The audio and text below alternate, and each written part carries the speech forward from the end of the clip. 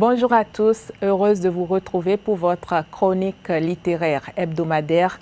Aujourd'hui, nous nous intéressons à une plume féminine de la littérature béninoise, Anabaï Dainvo. Elle publie en 2016 aux éditions Christon à Cotonou le livre intitulé « Sitou et la rivière de la nudité ». Le genre littéraire ici, c'est le conte, ce qui fait que ce petit livre peut être utile aussi bien pour les petits que pour les grands. Décryptage.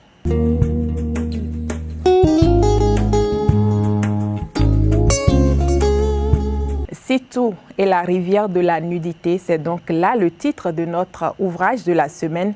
Ce livre comporte deux contes du Bénin, dont le premier donne son titre à l'œuvre. C'est l'histoire d'un enfant dénommé Sitou, un petit garçon si beau qu'il était pris pour une fille. En grandissant, Sitou n'arrête pas d'embellir, tant et si bien qu'il surpasse en beauté toutes les filles du royaume et que le roi lui-même décide donc de l'épouser.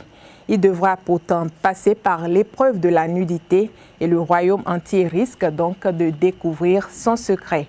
D'autant plus que la reine-mère, jalouse, a voulu cette cérémonie pour se débarrasser de cette rivale encombrante.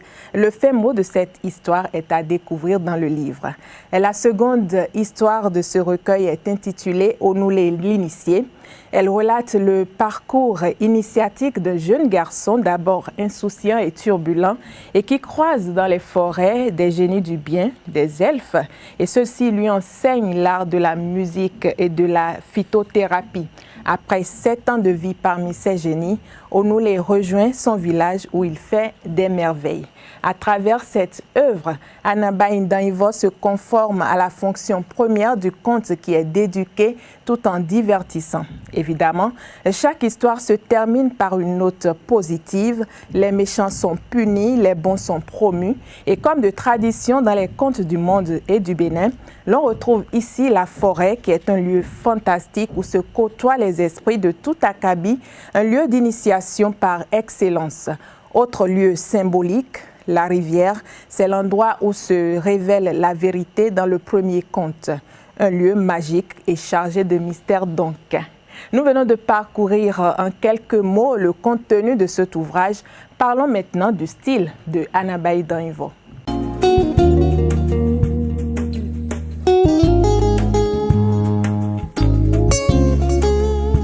Alors, dans cet ouvrage, Anabaï Dainvo a choisi une langue pure mais dépouillée de tout artifice, ce qui met le livre à la portée de tous les publics. Évidemment, elle use des codes du conte avec des formules introductives du style, je cite, « Semons le conte que le conte vienne », fin de citation, ou les conclusions comme « Mon conte a filé, filé, filé » et « En voici la tête » pour conclure donc l'histoire. Les histoires racontées sont d'inspiration endogène, ce qui explique donc la diglossie. L'auteur transcrit dans le recueil des chansons en langue fon qui sont traduites en français dans des tableaux. Au total, une langue orale riche qui est couchée sur papier et est fort belle à découvrir. Un mot sur l'auteur. Anabaï Dainvo est née en 1955 à Atiémé au Bénin, professeure certifiée de lettres à la retraite. Elle fut directrice des bibliothèques et de la promotion littéraire. Nous allons nous quitter à présent avec cet extrait de l'œuvre, page 5, qui est le début du premier conte.